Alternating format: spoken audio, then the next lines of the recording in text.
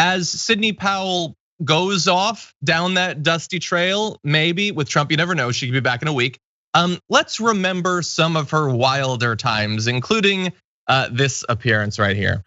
Georgia's probably going to be the first state I'm going to blow up, and Mr. Kemp and the Secretary of State need to go with it because they're in on the Dominion scam with their last-minute purchase or award of a contract to Dominion of $100 million. The State Bureau of Investigation for Georgia ought to be looking into the financial benefits received by Mr. Kemp and the Secretary of State's family about that time.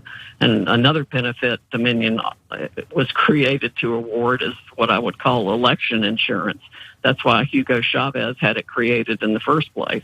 But I also wonder where he got the technology, where it actually came from, because I think it's hammer and scorecard from the CIA. Just to clarify, you're saying that Governor Kemp, who's been a longtime ally of the president, is directly involved because of financial benefit in the conspiracy to defeat the president in Georgia? We have certainly been told that there is evidence of that, and it would warrant an investigation if anybody were actually going to do an honest investigation. What more could you tell us about that alleged conspiracy? Is the governor's involvement? I can't give you any more details on that now, but it would certainly warrant an investigation. If it had been reported to me as a law enforcement officer, I would be investigating it steadfastly. You know, I know you say you want to do your arguing in court. You are an attorney. You're not a press secretary, but you all did have a press conference last week. Jordan Sekulow said that there's going to be a filing soon in Georgia that would be explosive. Can you tell us anything? Can you make some news with us here tonight? Tell us anything new that you're going to present in that filing in Georgia. Well, I can't say that yet, but hopefully this week we will get it ready to file. Sidney, it will be biblical. It'll be mostly in her head. I don't know. So imagine that, like, hey, I can't give you my evidence. I don't want to reveal everything. I'm not a press secretary, even though I do appearances for the press all the time. I just want to casually throw out that Brian Kemp is a commie spy, but don't ask any follow-ups. I don't want to go into it. We got to wait before court for that.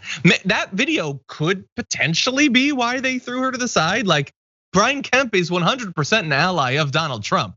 And she's effectively saying he's a plant of Hugo Chavez. Yeah. Well, is this the Kraken? I'm waiting for the Kraken. We gotta dig up Hugo Chavez's body. But you gotta get through the moats of dead people that they have there. Oh, you mean in the United States, the 250,000 plus people who've died from? No, I mean the communist moats. Anyway, like what? Like she is. Look, if you look up Galaxy Brain, I think you see Sidney Powell just working through stuff. She is a beautiful, mushy mind. That's all it is. Okay, let me ask you a question. So we played that. So look, we're not going to know for sure, but I am interested in your perspective. Rudy Giuliani has said insane things. Jenna Ellis has said insane things, and they have been elevated by Donald Trump in recent weeks, not thrown aside. Sidney Powell's the only one that's been thrown aside. I mean, lots of lawyers have fled for the hills because this entire thing is a joke, but she had to be thrown, and she's still gonna be doing her stuff. Whatever you just saw there, the biblical stuff, she's still gonna be doing that. So what is your idea of why she was fired? Was it the Brian Kemp stuff? Was it that the Hugo Chavez stuff was a bridge too far, which seems perfectly in line with Fox News? I don't know. Was it the weird back and forth with Tucker Carlson, or was it something else? Why did she cross a line that doesn't seem to exist for anyone else? I said it earlier, but I do think that it's because she didn't make her conspiracies enough about Trump.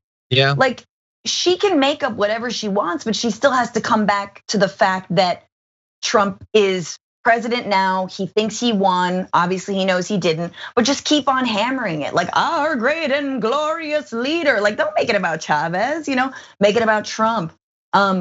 Also, yeah, a little bit of a bridge too far. And I will just say, she might be fired, but she's absolutely going to keep working at the behest and on behalf of the Trump administration. Like they're just distancing themselves from her, but she's still gonna be out there, right? But once they take her away, they just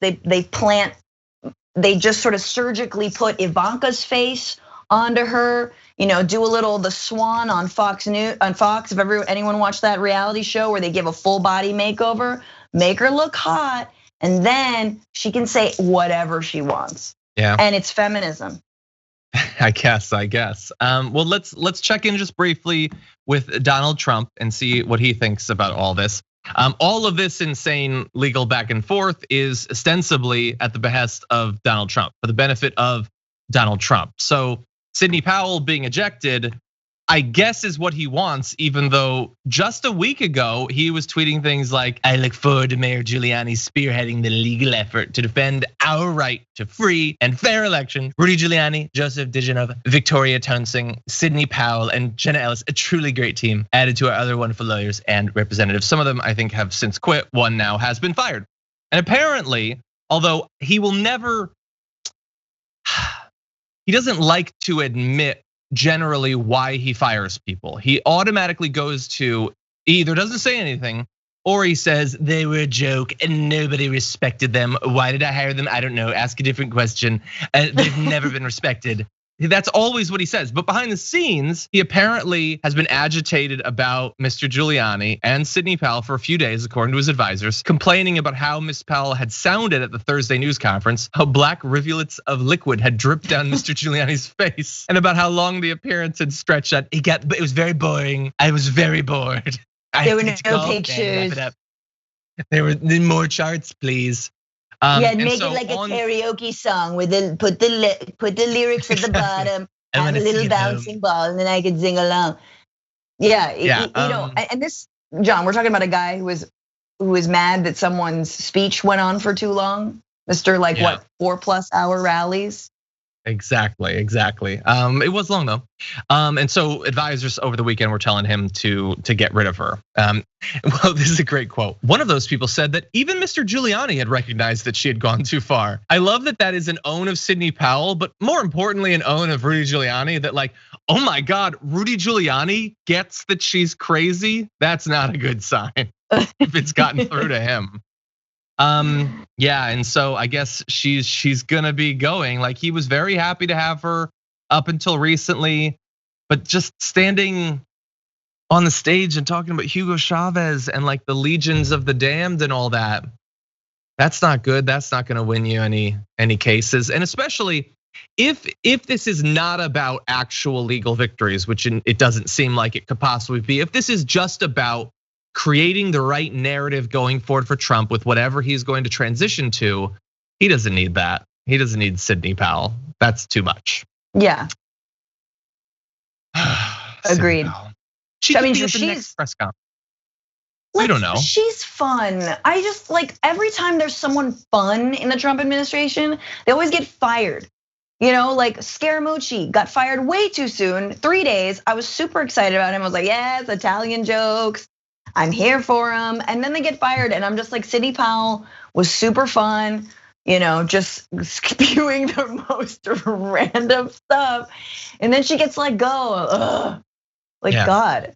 I think that's probably what it is. And let's also remember one of the things she said was that the results of the states that voted against Trump should be overturned and the votes should be given to Trump, which Pete Hegseth describes as a conspiracy theory.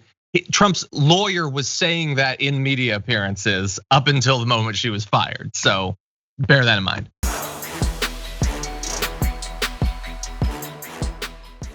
Check out the Damage Report podcast each day, wherever you get your podcasts, whether Pocket Casts or Stitcher or iTunes. You can join me as I give you the news and stories you want, with a range of co-hosts and interview guests jumping in on the fun each day. Again, that's the Damage Report, wherever you get your podcasts. And if you get them at iTunes, don't forget to rate and review. Sometimes I'll read them live on the show.